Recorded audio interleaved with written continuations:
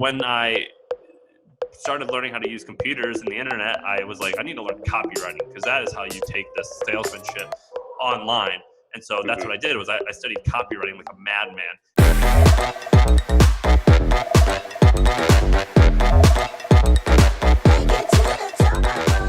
Like I was the first writer.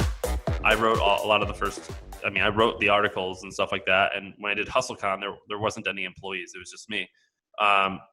And it was just my personality. I always kind of like was just born where I just kind of spoke a certain way and conversed a certain way. But I did study it. Like I studied a lot of salesmanship. I studied human interaction and like what tricks you could use to get people's attention. I studied that like a madman, and I would use that when I was selling hot dogs. Like I just learned how to hook. I would call it a hook. Like how do I get you on the hook? So it was both a combination of talent and studying a skill set. But when I started learning how to use computers and the internet, I was like, I need to learn copywriting because that is how you take this salesmanship online. And so that's what I did was I studied copywriting like a madman.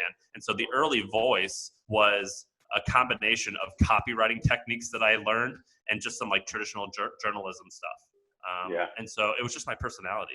What I would do is I did this thing called Copy Hour, where for a couple hours every single day for many, many, many months, I would find the best sales letters of all time, and I would handwrite them all out, like by hand. But then I would do it with books. I did it with Catcher in the Rye. I would do it with Saturday night, like famous Saturday Night Live skits. And I would learn like the texture of like great writing.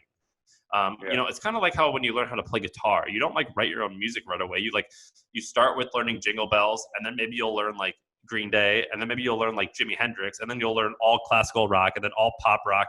And it's like, oh, I see like what makes a great song. Now I'm going to write my own. That's what I did with copywriting and writing.